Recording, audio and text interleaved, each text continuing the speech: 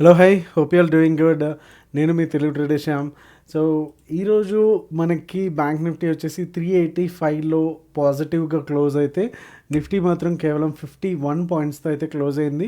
అలానే సెన్సెక్స్ చూసుకుంటే 141. సో ఇంచుమించు అన్నీ కూడా ఒకే రకంగా అప్ సైడ్ అనేది చూపిస్తూ ఉంది.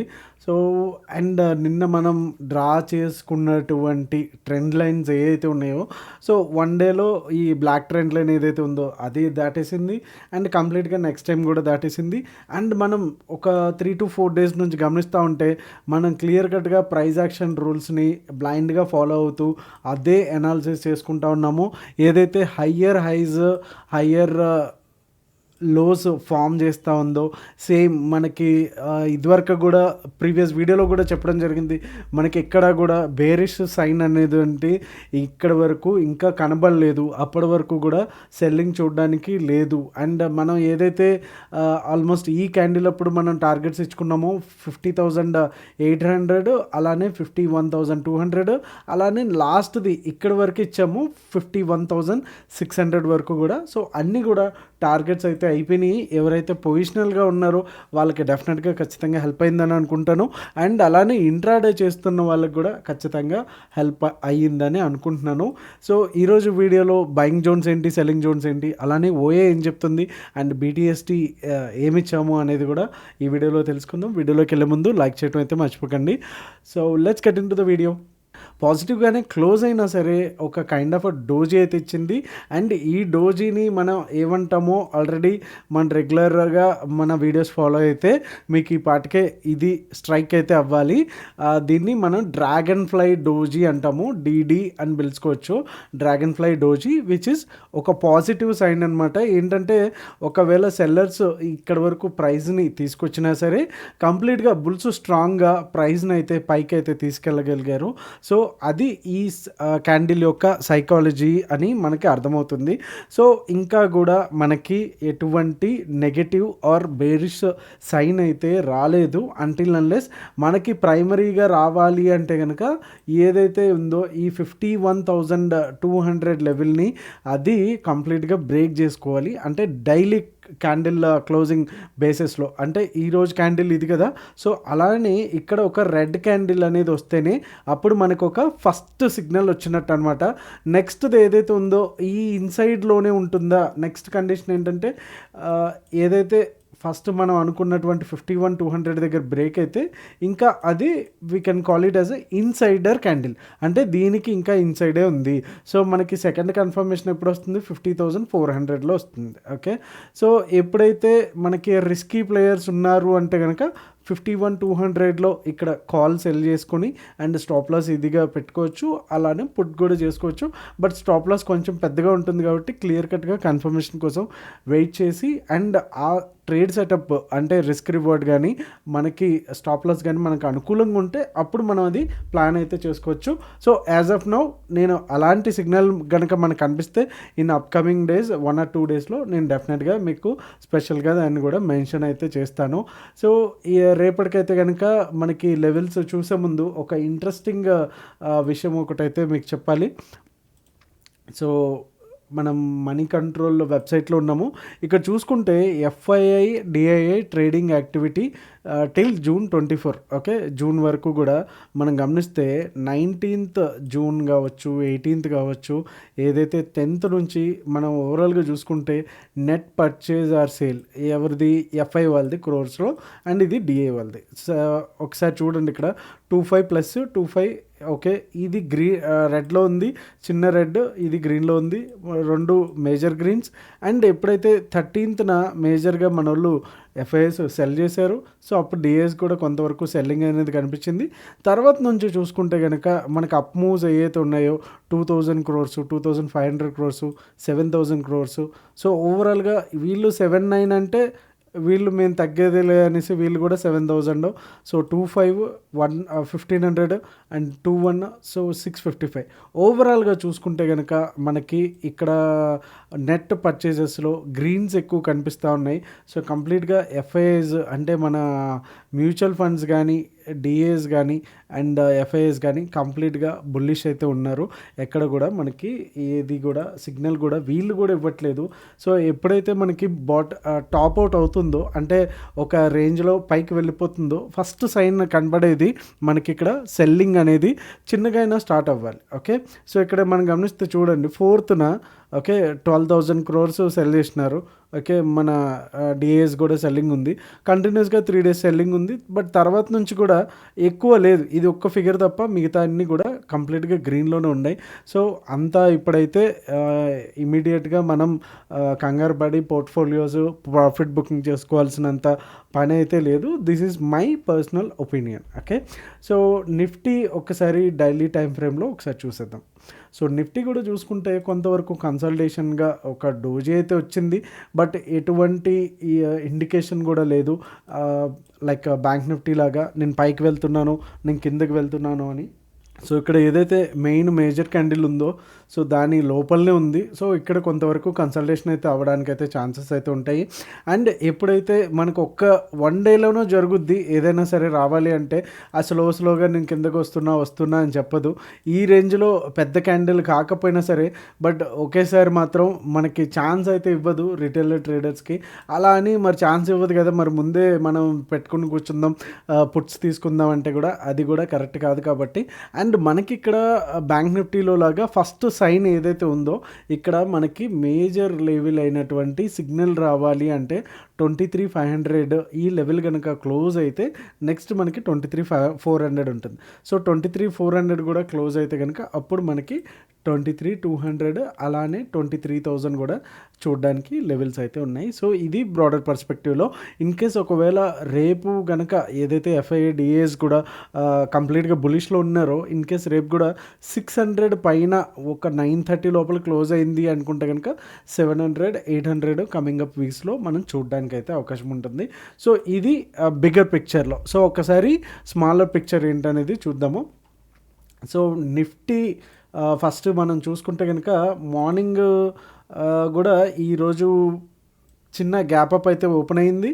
అండ్ ఏదైతే ఈ లెవెల్స్ ఏదైతే ఉన్నాయో 23,600 దగ్గర కంప్లీట్గా ఒక పెద్ద రెడ్ క్యాండిల్ ఇచ్చింది. అండ్ కంప్లీట్గా చాలా వోలటైల్ అయితే నిఫ్టీలో టూ మచ్ ఉంది. ఈ కనిపించే పుల్లలన్నీ కూడా ఎంతమంది సెల్లర్స్ ఎంతమంది బయర్స్ స్టాప్ లాసులు కొట్టేసి వాళ్ళ ఫ్రస్ట్రేషన్కి కారణమైనయో మనం ఊహించుకోవచ్చు.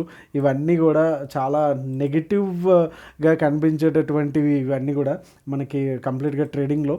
సో ఒక డైరెక్షన్ అంటూ లేకుండా చాలా పెద్ద క్యాండిల్స్తో ఇలాంటి క్యాండిల్స్ని సెల్లింగ్లో అది నిఫ్టీలో మేనేజ్ చేయడం చాలా చాలా టఫ్ థింగ్. ఈవెన్ బయర్స్కి కూడా వాళ్ళు స్టాప్ లాస్ ఎక్కడ పెట్టుకుంటారు, ఎక్కడ పెట్టినా సరే ఇంత రేంజ్లో ఉంటే ఎక్కడ పెట్టినా కొట్టేస్తుంది కదా. 25 points, 50 points, 75 points ఎక్కడ పెట్టినా స్టాప్ లాస్ కొట్టేస్తుంది. సో దీస్ కైండ్ ఆఫ్ కొంచెం టఫ్ అనే చెప్పాలి మేనేజ్ చేయడము.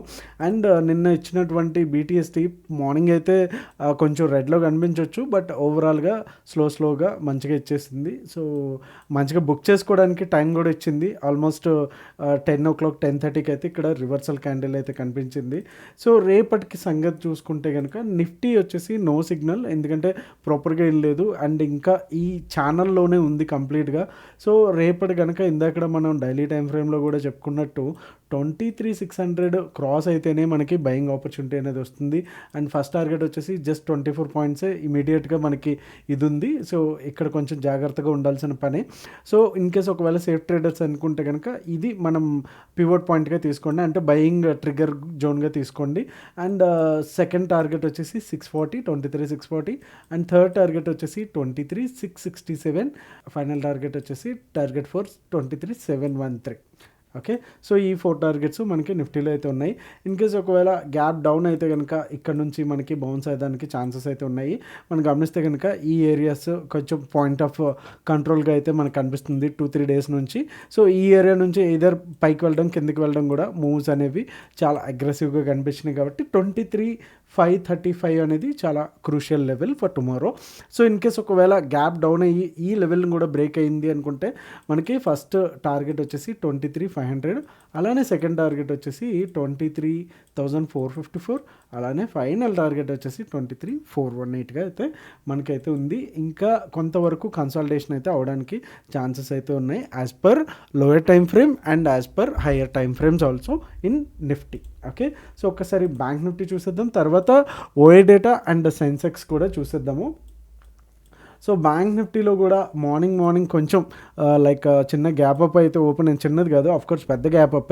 ఇక్కడ నుంచి అరౌండ్ ఒక 200-300 పాయింట్స్ నేను ఆల్రెడీ చార్ట్ కూడా వేశాను బీటీఎస్టీది. సో అక్కడ నుంచి కూడా మంచిగానే కిందకైతే పడింది అండ్ ప్రాఫిట్స్ కూడా మంచిగానే వచ్చాయని చెప్పొచ్చు. సో అక్కడ నుంచి కూడా కొంత పైకి అయితే వెళ్ళింది అండ్ ఇక్కడ కన్సల్టేషన్ అయ్యి ఇక్కడే మనకి డే అనేది క్లోజ్ అయిపోవడం జరిగింది.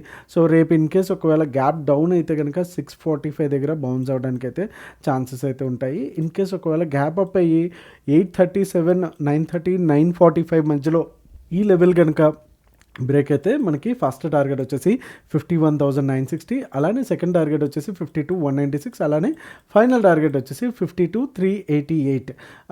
మీకు డౌట్ రావచ్చు ఇక్కడ యాక్చువల్గా no chart territory or blue sky zone, మరి ఈ లెవెల్స్ ఎలా చేశారు అనే దానికి సో సింపుల్, ఇది మీరు కూడా ఫాలో అవ్వచ్చు.